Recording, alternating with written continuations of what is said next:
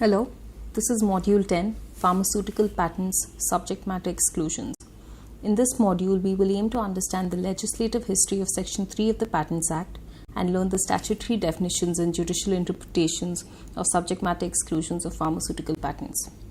For any invention to be granted a patent, the invention must satisfy three requirements: novelty, inventive step, and utility. However, this examination presupposes one very important step. It presumes that the innovation that the patent is being sought for is an invention. In 2002 and 2005, Section 3 of the Patents Act was amended to accommodate India's obligations as a TRIPS signatory. Article 27 of the TRIPS talks about patentable subject matter. Article 27 also discusses what member states may exclude from patentability. This, for example, could be diagnostic patents, therapeutic patents, and surgical patents for the treatment of humans or animals. Section 3 of the Patents Act, at least in theory, helps discern whether the subject matter of the innovation being claimed is patentable. The relevant parts of Section 3 that we will be discussing today are Section 3B, Section 3C, Section 3D, Section 3E, Section 3J, and Section 3P. First, Section 3B. Section 3B of the Patents Act excludes any invention whose use or exploitation is contrary to public order, morality, or prejudices animals, plants, or the environment. For instance, the Patent Office rejected an invention for a medicinal powder prepared from the remains of bodies a week after they were buried, on the basis that exhumation for profit was against public morality and public order. The Manual of Patent Office and Procedure also provides useful illustrations to indicate which inventions are patentable or barred under these provisions. This includes methods of adulteration of food or methods of counterfeiting notes. Next, Section 3C. Section 3C bars the patent eligibility of any living subject matter that occurs in nature. Given that subject matter under this provision is one deemed to be naturally occurring, it's worth underscoring that the Patents Act uses the term discovery rather than invention to describe such an application. We will also be discussing this section later in the module. Section 3D of the Patents Act is perhaps the most debated section in the Patents Act. The understanding, application, and import of Section 3D has been the focus of several litigation and patent office applications, and most recently was also decided in the Novartis case, which we will be discussing. Section 3D was implemented in India after much postponement to comply with the TRIPS obligations. This was to allay concerns that it would negatively impact the Indian generic industry by reducing market share and allowing multinational pharmaceutical innovator companies to monopolize the market with product patents, and also to allay concerns that the interests of the public would be compromised because of the high prices at which such patented medicines would be sold. In 2013, Novartis versus the Union of India clarified and interpreted Section 3D. There are several conditions stated within Section 3D that must be satisfied before the provision is applied to bar a subject matter's patentability. We will be discussing each of them in turn. First, the term mere discovery.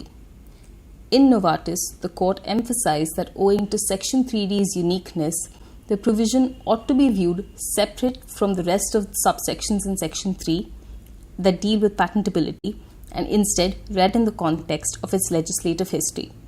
According to the court, Section 3D was especially meant to be an extension of the definition invention as defined in Section 21J and Section 21JA of the Patents Act. Therefore, the Novartis judgment has deemed Section 3D, read with these two sections, Sections 21J and Sections 21JA of the Patents Act, as setting a higher invention threshold rather than the standard existing prior to the amendments in 2005. Thus, any analysis of pharmaceutical subject matter for novelty and inventive step for their patentability must be carried out with reference to Section 3D of the Patents Act. The section also discusses the phrase new form. It's a rather uncontroversial phrase when of the explanation to Section 3D. These new forms may be considered inventions under the Patents Act if they satisfy the criterion of enhanced efficacy over the known substance. It is, however, important to note that in a challenge on the grounds of Section 3D, the onus is on the challenger to first show how the claimed invention is a mere new form of a known substance. Next, the phrase known substance. The Novartis decision has clarified that a known substance appears to be any substance whose existence is not confidential and is known to the technical, commercial, or administrative personnel or members of the consuming public. Lastly, the most controversial phrase, enhancement of known efficacy. The known substance, which we have already defined above, is used as a reference point to determine whether the new form is an invention within the meaning of the Patents Act. The known substance must have a known efficacy. In Novartis, the Supreme Court held that efficacy in context of Section 3D can only be therapeutic efficacy. The court proceeded to construe therapeutic efficacy strictly and narrowly. It laid down the following rules. A mere change of form of properties inherent to the structure of known substance and the claimed invention will not meet the threshold of enhanced efficacy under Section 3D.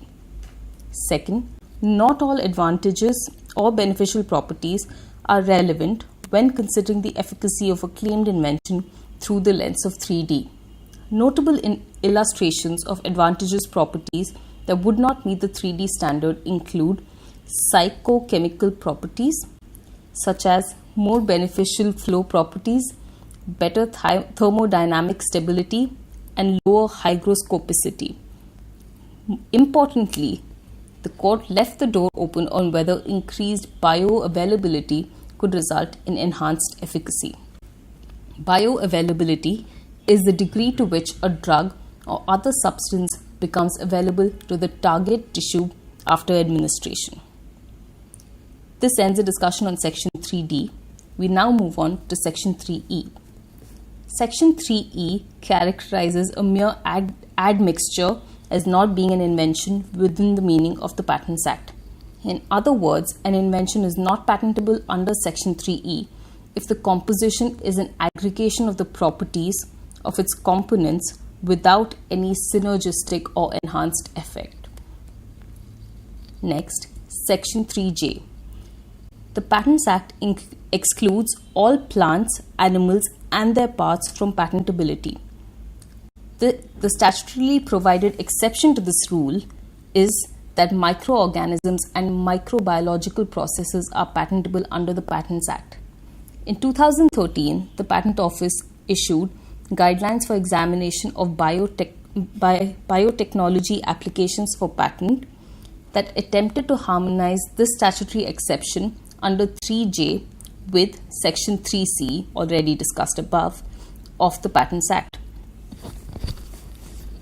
The guidelines explain that the only logical interpretation from a conjunctive reading of these provisions is that modified microorganisms, which are distinct from naturally occurring microorganisms, are patentable under the Act. Next, we move on to Section 3P. In the context of pharmaceuticals, unlike the other subsections of this provision, Section 3P draws an important distinction between what can be protected under the patents regime and what is already known and entitled to protection under other realms of intellectual property laws. The undocumented traditional knowledge, which is extensive in India, creates a unique problem in the patent regime because most of this information is passed on generation to generation and is not widely known to the public. And some people opportunistically patent this information. Section 3P specifically bars the patentability of any invention known in the public domain as traditional knowledge.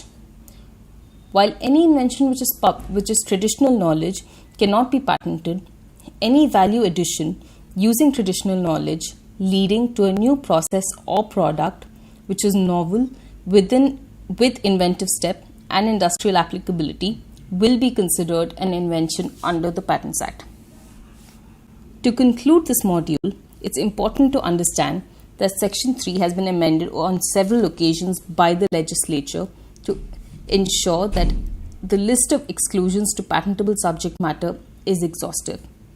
Policy considerations have dictated the introduction of these subsections, and the effect of these policy considerations is perhaps felt most strongly in the pharmaceutical sector.